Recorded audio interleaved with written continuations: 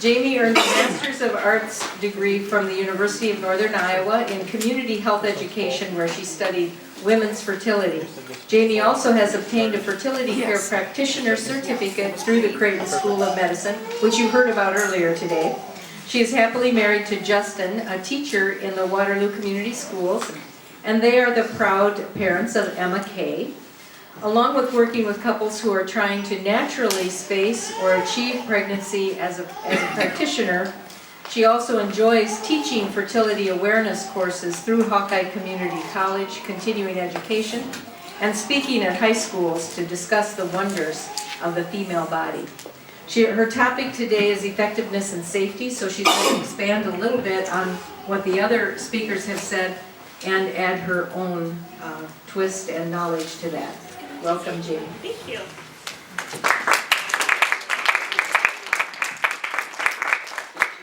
Thank you guys so much. I am so excited to be here. I am by definition extroverted. So being an extrovert means that I get energy when I'm around others. So get ready for a whole lot of energy. Like I was introduced, that is true. And I can't even help it. It can be a good thing, sometimes it can be a bad thing, right? My presentation, the name is From Desperation to Empowerment. I'm going to talk about how when we understand our body and when we understand the way we were created, we're empowered by it. It's nothing to be ashamed of, and often the decisions and the choices women make today are really just because they're uneducated. And so women and couples, especially married couples, can become a huge part of this fight in terms of working for that pro-life movement, because once we're educated, we have a whole lot of ammunition there in our belt. So hopefully today you have gained information that can help you fight just for the good of marriage, for the good of your fertility, for the good of your family. And then I'm just going to add a little twist and talk a little bit more about the history of contraception, the safety of these things. So we'll get started. All right, so again, my name's Jamie, and I'm a fertility care practitioner. I have my own center called Fiat Fertility Care Center. It's more, I guess, of a service. But like I was introduced, I work with couples who are trying to avoid and achieve pregnancy naturally, and also the added component of working with women or couples who have an issue with infertility or a gynecological issue. So it starts with charting, and then we get to move more toward that NAPRO technology piece that you heard so much about at the beginning.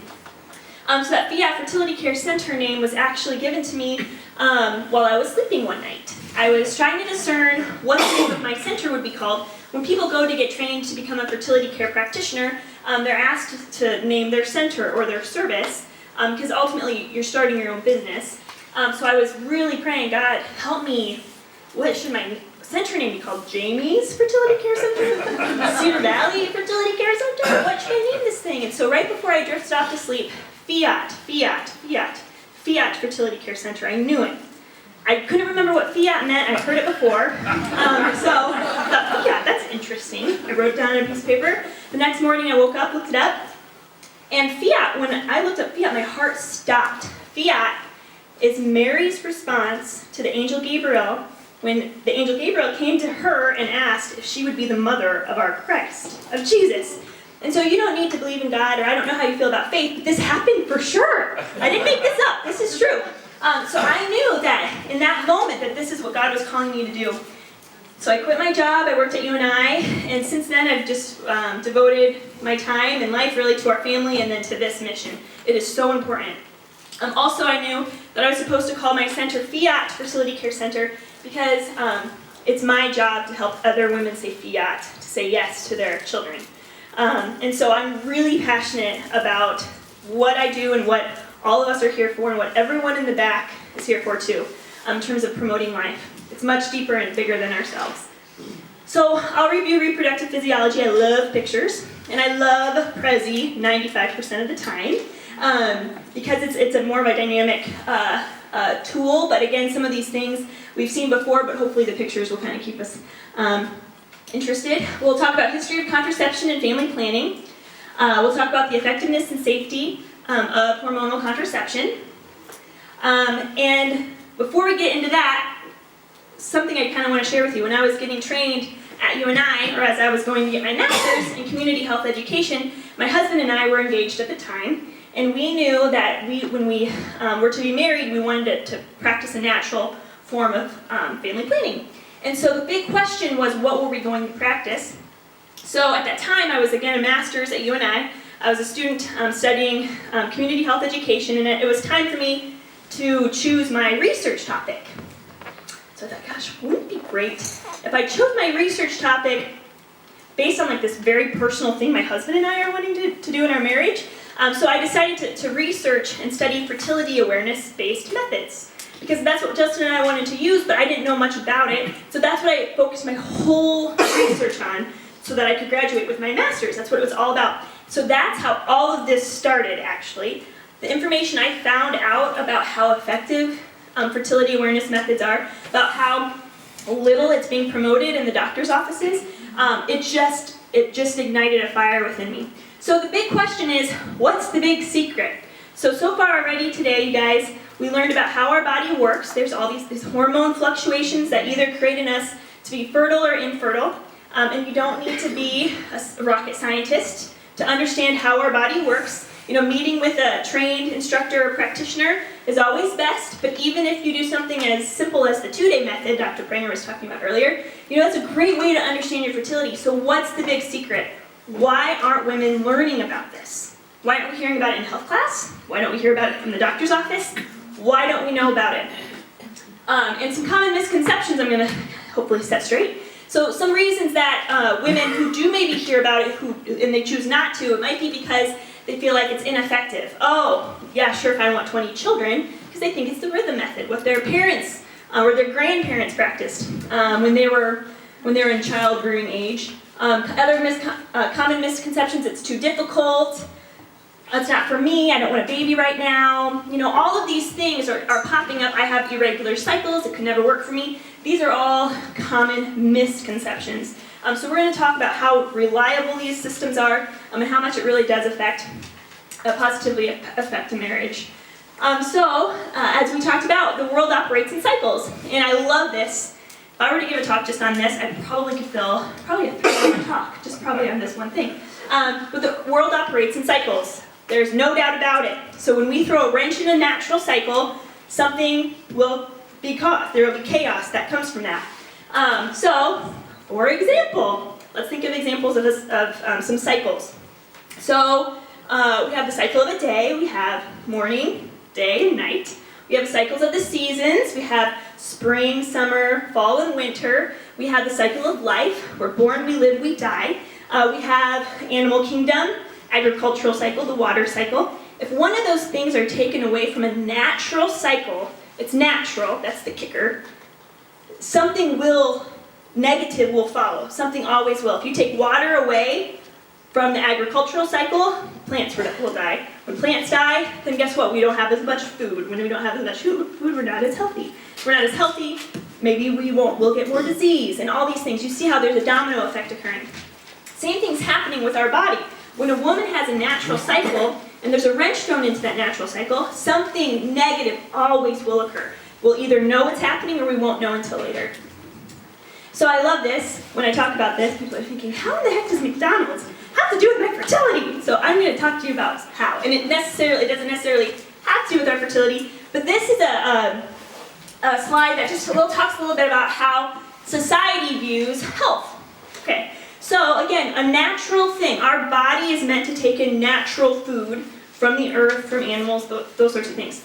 So there's a big debate. This is from last year, this article. The Food and Drug Administration took its first step toward potentially eliminating most trans fat from the food supply, saying it has made a preliminary determination that a major source of trans fat is no longer generally recognized as safe, because what happened was something man-made, synthetic, trans fat, is synthetic fat. Natural fat is saturated fats, unsaturated fats, but trans fat are man-made fat. Man-made fat so that we can produce more food, it's less expensive. So trans fat is man-made, and it's having adverse effects to the body. So obesity, heart condition, heart disease, those sorts of things are happening because of this. The government sees this. They see, oh, hold the phone, trans fats, they're bad. They're man-made. It's throwing a wrench into this natural function. So now they're banning, which is good, they're banning the use of trans fat in restaurants and foods that we buy, because the government should take great concern for our health. Why is the same thing not being done for synthetic hormones that are causing a major effect in women's health? Same thing. Trans fat. Not everybody who eats a juicy hamburger with awesome trans fatty fries will have heart disease. Not everybody who takes in a synthetic hormone will have a stroke. But the fact that those things can happen, and that for the most part, a lot of the things that are occurring because we're taking this in are unseen, that should cause us great concern. So we see society protecting synthetic hormones. They're protecting the birth control pill. Why are they protecting the birth control pill? As a woman, that matters a lot to me. The New York Times reported in 2009 that estrogen levels in the water of the Shenandoah and Potomac were responsible for intersex fish. Male fish were found carrying eggs in their testes. Again, a natural cycle, you throw a wrench in that cycle, something negative will occur. So again, this synthetic hormone that we're taking spoon-filling our mouths day by day, that's not being broken down in the water system. And so now these fish, male fish, are living in this water that's so concentrated with estrogen that now these male fish are taking on female characteristics. Pheromones, we learned a lot about pheromones from Vicki. There's a t-shirt study where 49 women rated 6 t-shirts. 3 of them were dissimilar genotype, as we learned from Vicki. Those would be the best pair for us because the immune system of our offspring would be strong. And 3 that were similar, like maybe our brother or our cousin, we have similar pheromone scents to our relatives. So they wanted to test to see if contracepting women would choose similar or dissimilar genotypes. What happened was that pill users chose mates that were more similar than non-pill users. So when you're contracepting, it is almost impossible in terms of that natural attraction. When I say natural attraction, think about when you met your husband for the first time. Well, maybe it's a little different. Every story is a little different. But with Justin and I, right away I thought, oh, there's something about him. Like I was very attracted to him. And I hadn't talked to him. I had just met him, and I felt attracted to him. So that is difficult for a woman who's contracepting to have a clear picture. She's being attracted to the wrong kind of guy. And then pill users were attracted to men who would not advance the populace. A lack in immune system would occur then with their offspring, and non-pill users were able to choose a better mate. So there's a more extensive study in the Oxford Journal. Wedeking, or Klaas is the last name of the researcher for that. But this makes a great research topic. If any of you guys are in school, look up pheromones and really start reading about these t-shirt studies. Very fascinating. In 2012, 1.04 million abortions occurred in the U.S. In 2010, 85% of unmarried women, those who are getting abortion, 85% of them were unmarried. And 51% of women, as Dr. Pranger, I think Vicki said too, 51% of women who are going in to get an abortion went in because their contraception failed. So the whole argument of, oh, if we provide contraception, there will be less abortions. That's not true. Again, it's this whole wrench in this natural cycle. So really it's the perception that we need to change, and the only way we can change perception is by educating young men and women about their fertility. I love this picture. Did anyone watch Dawson's Creek? I didn't either, but when I searched like a sad man on Google Images, this showed up. I think this is so funny. Okay, so men in subfertility, could this be the cause, this estrogen not being broken down into the water system, could this be the cause of male subfertility? They're finding that it is very likely. Again, another study found in animals that exposure to this estrogen adversely affect their male reproductive organs. So again, is this affecting low sperm count in men? Is this affecting infertility and issues on the male side because of the things that women are taking and putting in our body? So, world operates in cycles, so that's really important to understand in all of this. And when you throw, again, a wrench in a natural cycle, there will be a negative side effect. So again, the basics, again, the picture is nice. And I love, you might not be able to read here at the bottom, it doesn't matter your religion, it doesn't matter your political affiliation, your uterus does not have a religion or a political affiliation. Uterus is a uterus, it has no clue. So it's kind of funny because sometimes when we talk about this, oh, I'm not Catholic, so I can't do that, or I'm not pro-life or Republican or whatever. It doesn't matter who you are. A woman's body, if it's working right, works pretty similar from woman to woman. Isn't that a relief? So this isn't really it's become a political issue. It's not a political issue, it's just a humanity issue. It's how we're made. So I love that. But you see here the uterus, the ovary, again on either side of the uterus, and then the fallopian tubes. So again, these are the little fimbrita, or the little finger-like projections that grab the egg once the woman has ovulated. And then implantation occurs 6 to 9 days later, right here on the side of the uterus. And if implantation does not occur, that's when the woman gets her period.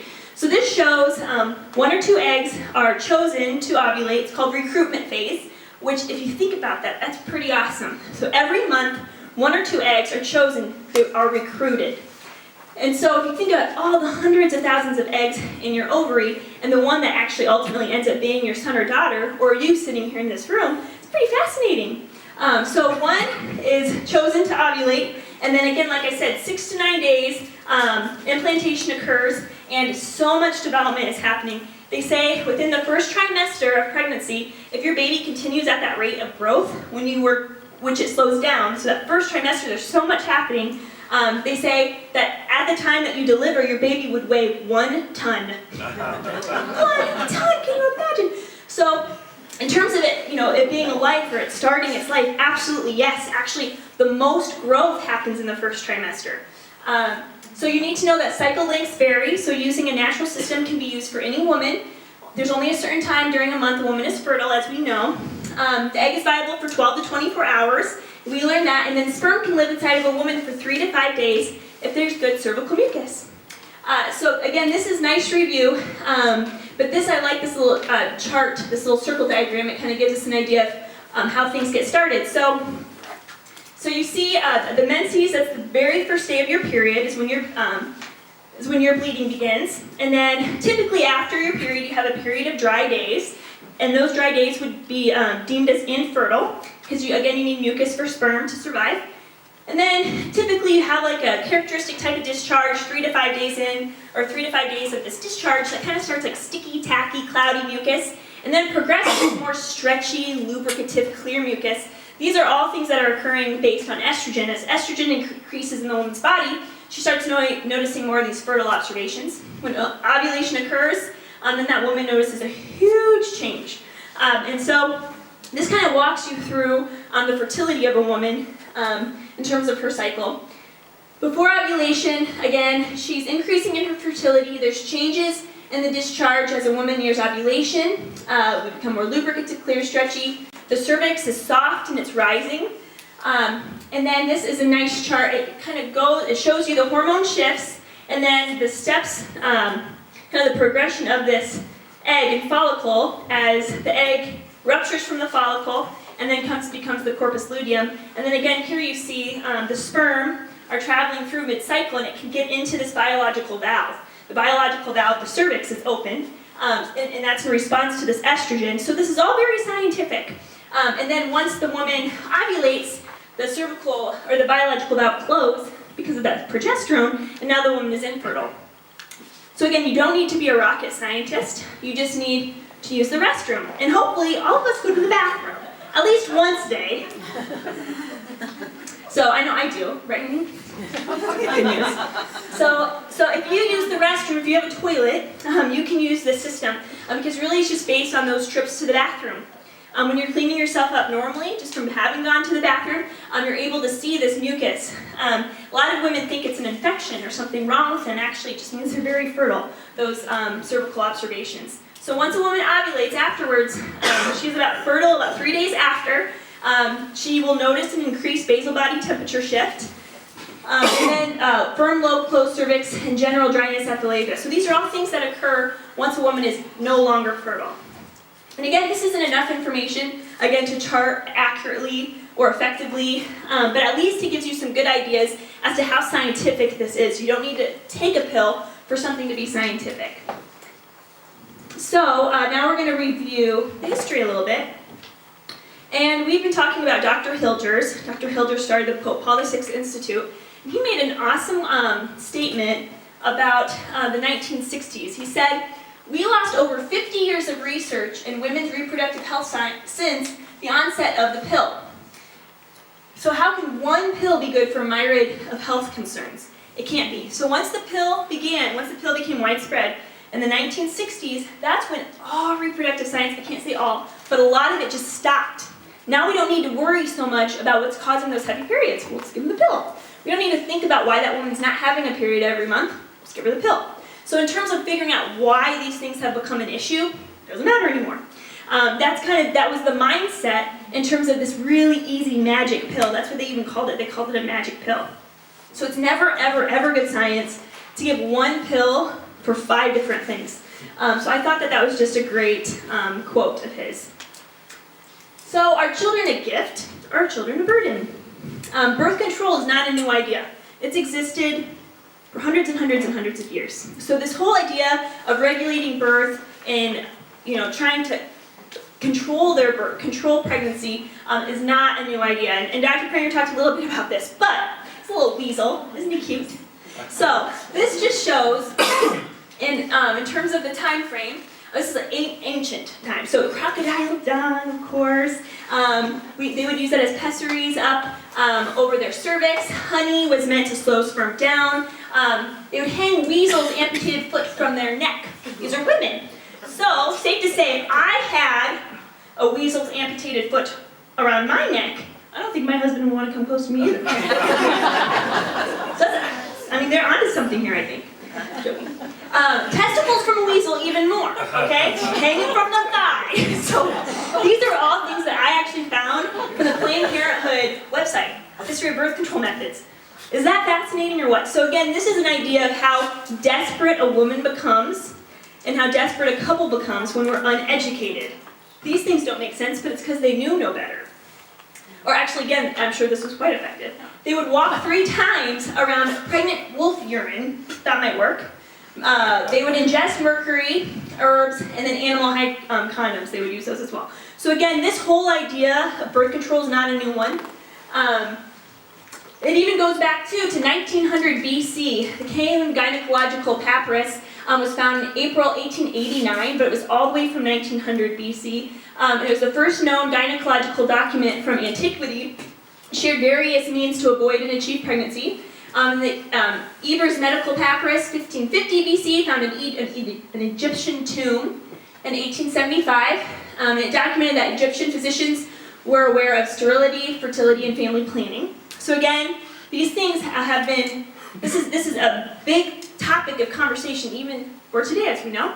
And then Hippocrates, wise man, skilled physicians in ancient times stated that women who have a uterus cold and dense do not conceive. And those who also have a uterus humid do not conceive, for the humid is extinguished, and in women whose uterus is very dry and very hot, the semen is lost from the want of food. But women whose uterus is in an intermediate state between those dispositions prove fertile. So 460 to 377 BC, what the heck is he talking about? What the heck is he talking about? So again, people are trying to figure out how the heck this whole thing works. And look at this, figure 2, figure 3. Okay, figure 2 we recognize as sperm, right? Figure 3 is what the sketch of a human sperm they thought it would look like, actually. Like a little gnome, they thought. Little sperm looked like a little head. Isn't that cute? So, this was in 1702. They thought little sperm looked like little dancing gnomes. Sure enough, he was corrected. In figure 2, no, this is actually what sperm look like. So again, we're still on this road to trying to figure out more. When the Industrial Revolution occurred, farming families weren't as prevalent. Obviously they still existed much more than they do today. But then the whole idea of working in the town and having less children became a reality. The Comstock laws was a law that outlawed contraception. So even in the 1800s, early 1900s, contraception was seen as an intrinsic evil. It was outlawed. It wasn't legal in the United States at all. And then, in terms of this whole understanding of our fertility, because contraception was illegal, there was this research and this urge to find out more about how our body does function. So in terms of the basal body temperature shift, the discovery of our corpus luteum, patterns in the luteal phase, those were all being found out in the 1920s. And then the rhythm method, again based on the woman's fertility in terms of day, was made. And the most effective method of family planning was really the rhythm method in the 1920s and 1930s. We all know that that was not an awesomely effective method, but we talk so negatively about it, but any new research and anything great that we talk about today never really started off so strong. So this was just the first step, but it was a very, very important step in understanding women's fertility today. And interestingly enough, Lysol was marketed for feminine hygiene, i.e., because birth control was illegal, they were selling this as a spermicide, Lysol. So women would take Lysol and spray it, you know where, as a means to kill the sperm. So obviously hundreds of women died from this, but you even see it here. This is an old ad. For complete feminine hygiene, rely on Lysol, a concentrated germ killer. She was a jewel of a wife with just one flaw. She was guilty of one neglect that mars many marriages. Lysol helps avoid this. They're talking about children. So again, this is something that has plagued us way from the beginning. In 1914, Margaret Sanger, you guys may or may not know who Margaret Sanger is, she founded Planned Parenthood. And I would suggest anybody who finds any of this information interesting to watch the birth control movie, How Did We Get Here? It's amazing, an amazing documentary just about the history of birth control. It goes way into this whole timeline. I'm just touching on it, but it's a whole hour of just, especially with Margaret Sanger and her participation in the eugenics movement and her intention for what she hoped the population would be like. And so she was very, very pro, let's live long and prosper the genetically strong and the genetically weak, let's get rid of you. So, I mean, again, if you're not sure how you feel about Planned Parenthood, read about Margaret Sanger. Again, when you're educated, you make much better choices. I'm sure that at least half the people who are totally okay with Planned Parenthood abortions, they don't know Margaret Sanger, or they think she's a hero. There's a lot more to her story we don't realize. In 1960, the first pill came to be. It was 10 times the dosage of what the pill is now, so women were dying left and right. There were clinical trials in Puerto Rico in 1956. They were told that they would take this magic pill, but it was all a secret. They knew it was going to prevent pregnancy for them, but they didn't understand what they were doing. Many women died, and even still today, there is sourness and bitterness in Puerto Rico in terms of what America did to them and their families. In 1965, the U.S. Supreme Court overturns the Comstock laws, so now birth control pill and contraception is no longer illegal. Hugh Hefner, of course, donated tons of money to make the pill available, so we can kind of think about why that would be. And then 1973, of course, Roe versus Wade, women have legal right now to have an abortion. So what's the debate? I'm probably the most passionate about this slide. So I worked with couples, of course, to teach them about their fertility, but it wasn't until I learned about what the birth control pill does to a woman that I become super passionate about what I do. So this is my contribution to the pro-life movement, is teaching couples about their fertility and using this as an alternative to their birth control tendencies. Because the birth control pill works in one of three ways. It either thickens the cervical mucus, so sperm cannot penetrate. It keeps a woman from ovulating, and then it also thins out the uterine wall. So if a woman does ovulate on the pill, which we know happens because some women get pregnant on the pill, then the chances of that, the birth control pill acting as an abortifacient is a very real one. Depending on the amount of hormones that woman is taking, if the hormone levels are less, maybe because she has a tendency of migraines, or she is more nervous about kind of the effects of a higher dose of these synthetic hormones, the lower dose means that her own hormones might be peaking in a little bit. So the fact that these are an abortifacient is a very real one. It's only if you believe that life begins at conception, which everyone did before 1965. So, what's the big secret? Why is there this whole debate about the birth control pill? It's an abortifacient. Yes, it is. No, it's not. You guys have probably heard it, especially within those last couple years. with insurance coverage, HHS mandate. It is. In 1965, it was changed by the American College of Obstetricians and Gynecologists. In 1965, the definition was changed. You want to know why?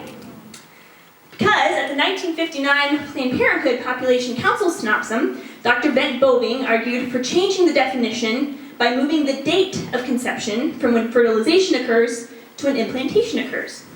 He said that the social advantage of birth control being considered to prevent conception rather than to destroy an established pregnancy could depend upon something so simple as a prudent habit of speech. That's the problem. So it's a matter, if you go to any doctor, you say, does a birth control pill cause an abortion? Or can it? They will say, no, it doesn't. Because guess what? The definition changed. So by definition, they're correct. They believe pregnancy occurs at implantation. For the history of all the world, 1965, prior to that, pregnancy always meant conception. That's when unique DNA is formed. Always when sperm and egg meet, always. That's what pregnancy meant. It's only when the birth control pill came out and people started having an issue, started asking, how does this work? What's the physiology of this birth control pill? That is when they decided something as simple as speech might not make this as big of a problem. So that's the kicker. Isn't that sad? And we're not told that, ever. And even now, good Christian women have a really big issue because they keep being told, this is no, the birth control pill, I keep being told by my Christian doctor that it's not, it can't be an abortifacient. It's because they believe pregnancy happens at implantation, but we know better. So again, when sperm meets the egg, unique DNA is formed. That person has never existed ever before, ever, at that moment of conception. Unique DNA has been formed. I believe that's when the soul enters the baby, the new child. And if you're Christian, if you believe there's a heaven, this is a very beautiful statement by Janet Smith. She says, at the point of conception, the eternal cosmos has been changed forever, because now one more soul exists today that did not exist yesterday. Isn't that beautiful? That is so beautiful. I almost want to cry if I had enough time to think about that. So think about, if women aren't being told this, they're being told a lie when they go to the doctor, and then later they find out that what they were doing were causing potentially all these little souls to not even have that opportunity to implant, I would be a wreck. So this is kind of the motivation I think all of us have to educate women. Because again, I would be distraught as a Christian woman, a woman in general, living my life, no one ever having told me that. Especially if I had a hard time achieving pregnancy and never knowing that maybe that birth control pill. You know, there's a lot of questions that pop up in a woman's mind. Women deserve to know, and why aren't we being told? In the 1970s, a small group of people felt called to offer alternatives to this birth control pill. So Kipley, Billings, Hilgers, many more, they came up with these different systems to help a woman understand her fertility. In 1975, the divorce rate doubled. Dr. Pranger said that, I think, in his presentation, since the onset of the birth control pill. So, less than 15 years, the divorce rate doubled. It's because guess what happens when women are on the birth control pill? The temptation, just the temptation for a man, doesn't mean every man will do this, the temptation for that man is to use that woman as an object for pleasure. She stops being Nancy, now she just becomes the flesh of a woman that I get to enjoy for this short time. That's what the birth control bill does for marriage, and that's why I believe we see so much divorce. So our sexual revolution, is it really women's freedom? And this is kind of a dreary next slide I'm going to show with you. One of many future forecasts, but we don't need to lose hope, because I have lots of hopeful things to share after I share this sad little future forecast. Okay, so this is from Discovery Institute. I'm talking bioethics here. This is April 2013. So I'm just going to read this. The growing demand for eggs, so we're talking about for in vitro fertilization here. The growing demand for eggs also opens up the possibility of abortion becoming, I guess I don't know how to say that. Okay, activity. In order to increase the egg supply, Dutch and Israeli scientists are experimenting with ovaries taken from later-term aborted female fetuses. The ovaries are kept alive after the abortion, and the fetus's immature eggs extracted. If the eggs can never ever be matured, the The scientists theorize they could be used in infertility treatments and biotechnological experiments. So, basically this is saying, if a woman has an abortion, why would you throw away all that valuable material? Let's take some of these eggs out, and we'll develop them a bit more, so when women are having a hard time achieving pregnancy, we have all these eggs that we can mature and use for in vitro fertilization. So that parent of this child that is born from that in vitro fertilization situation, that biological mother would be an aborted baby that was never even delivered naturally.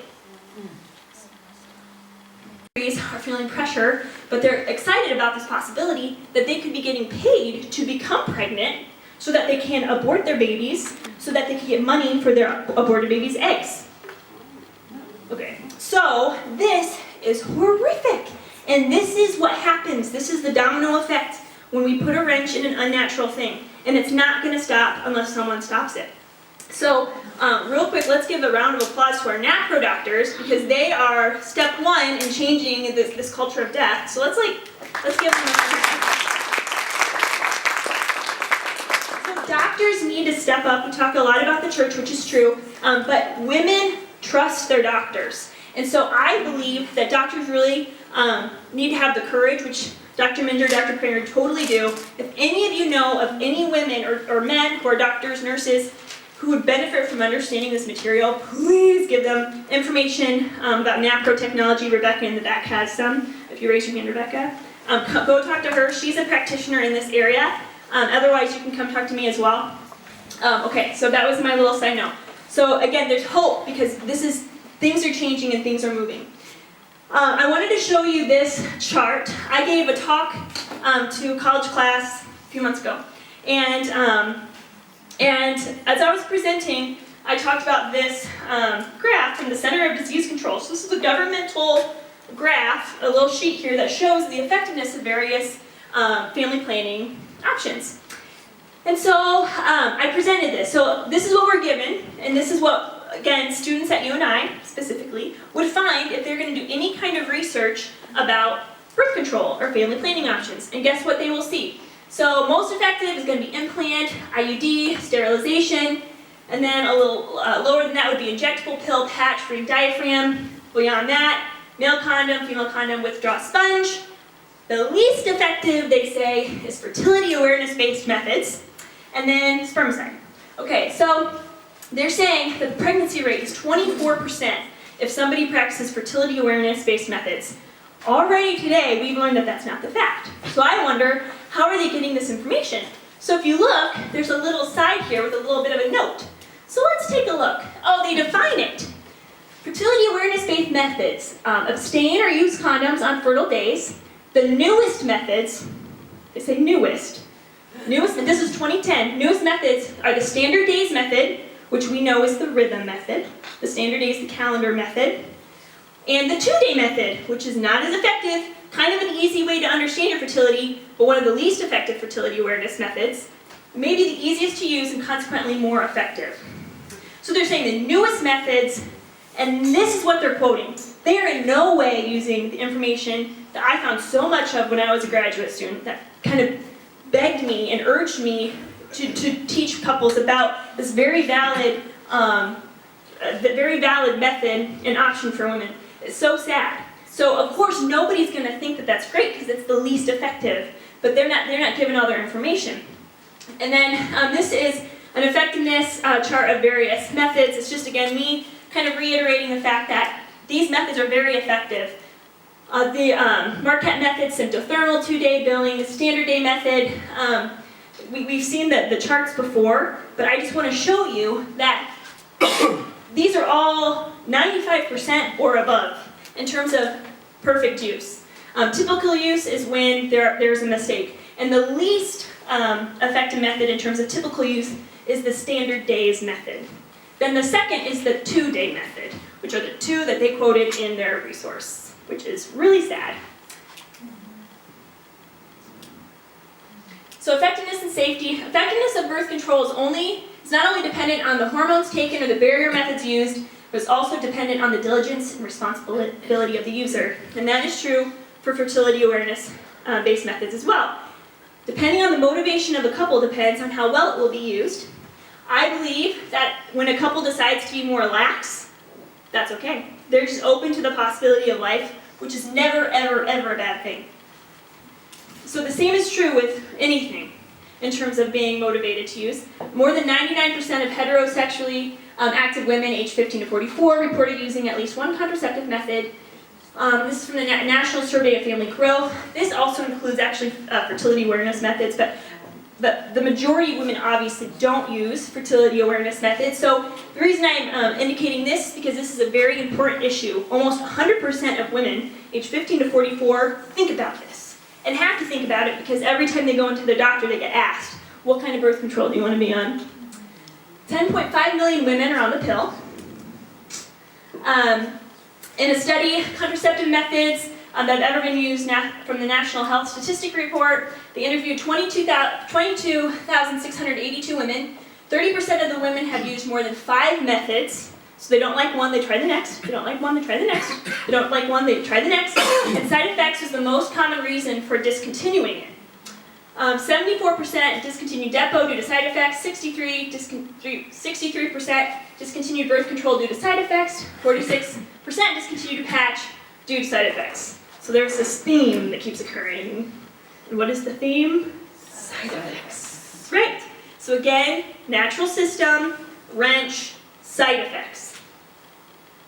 So again, womenshealth.gov, this is from the U.S. Department of Health and Human Services. So common side effects of hormonal contraception, I'm getting it right from that website. Dizziness, upset stomach, change in your period and in mood, weight gain, high blood pressure, blood clots, heart attack, stroke, new vision problems. So again, if women were given the option of something a little healthier, what would they choose? And that's kind of the kicker. Women aren't really choosing if they're not given all their options. I have a friend, and she's a client of mine. She and her husband just got married, and she was going to surprise her husband by getting a NuvaRing ring put in. It was supposed to be a surprise. I think it was like their anniversary or something. They were deciding what kind of birth control they were going to use in their marriage, and so she decided, without telling her husband, that she was going to go get a NuvaRing ring. And so later that day, she started experiencing horrible headaches, of course. She couldn't speak. She was very dizzy. She was rushed to the emergency room. The emergency room staff accused her of being on drugs because she was not with it in the least. She couldn't form a sentence. It was horrible. Her husband didn't know what was going on because it was a secret. She didn't tell him. Soon enough, her husband finally figured it out. They took the NuvaRing ring out, but the whole year in front of her, she had to relearn how to talk. She had to relearn how to walk. She had to relearn how to tie her shoe. She said she remembers in kindergarten where you do those matching cards. She had to do that. So it totally affected everything. Just on this very simple thing that most women do. She's a Creighton client of mine, and she said, I just wish that would have been given an option to me. Because I already knew I had some migraine issues. My mom had migraine issues. I have migraine issues, but I didn't know that there was an alternative. Can you imagine? Can you imagine? So right now you might be asking, okay, do I take birth control with more synthetic hormones, so it's very likely I will not become pregnant, but then the side effects are super high? Or maybe take birth control with less synthetic hormones, so health risks aren't as high, but pregnancy rate increases? Or take control of your fertility and understand when you're naturally fertile and infertile, and make a decision based on that day. It's effective and it's side effect risk-free. And when women are fertile, women are healthy. Am I right? Ask any couple struggling with infertility. If you ask any couple struggling with infertility, and I wonder what that population is thinking about this whole abortion issue, because I feel like there needs to be maybe more a voice on that part. But if a woman is fertile, it means she's healthy. She's functioning properly. And so women turn to birth control. They're not aware of other options. Without all your options, again, you're not actually choosing. We talk a lot about choice. It's my body. It's my choice. Really, a woman's not choosing if she's not even given all of her options. She's handed something. She takes it. You know what I mean? So there's good news. Again, NAPRO technology is a science that offers help that is natural and good for your body. So there is this solution. I do want to read something to you guys. Okay. So, We can be empowered by what we know about our fertility. We can be empowered by knowing that we can grow with our spouse in our relationship by talking about our fertility at any given day. I don't think there is one couple who came in actively, totally coming in avoiding, there's no way we can get pregnant, not at all, not for another 5 years. That happens a lot when I get people coming in for pre-marriage. Maybe couples are preparing for marriage, they're engaged, they get married, and they say, we're gonna wait 5 years. All of those people who are pre-marriage and married now all want to have a baby. And it's been less than a year. It's because you understand something beautiful about how your body works, and you want to share that with your spouse, and there's this dialogue that occurs when every day, if you're trying to avoid pregnancy, you wonder, do I really want to avoid that badly? Or do we want to renew these marriage vows? You know, you kind of have that discussion. So it's true feminism covering up much of what makes us feminine. You know, we talk about feminists. I'm pro-choice, I'm a feminist. I'm not trying to judge, but I'm just saying, what do those things mean? So it's true if feminism is true, is that covering up much of what makes us feminine? Is it being ashamed of what isn't broken? Is it forgetting that men and women were made differently? We were made different. Again, if we're fertile, we're functioning. So it's the only time that we're taking a pill for something that's not broken. Pills are made for something that is sick, not for something that isn't. The biggest con in history was pulled on the women of the world, and I really believe that. So there is a solution, again, NAPRO technology. We're going to listen to this couple talk about what Creighton has done for their marriage. When I say Creighton, I really mean any natural family planning method. And I do want to read something a client couple wrote for me. I asked for a testimony, and this is what they came up with. I'll kind of give you a quick recap. So a couple came to me trying to achieve pregnancy for 3 years, not having success. The husband, for a fact, has a low sperm count. Genetically, that's a reality for him. So his brother actually had no sperm count, and then he had a low sperm count, and he had a varicocele vein. Varicocele vein is a widened portion of a vein in the testicle that allows more heat to affect the sperm production. So he had this varicocele vein, and his sperm count was less than 1/20th of what is often considered the bottom of the normal threshold.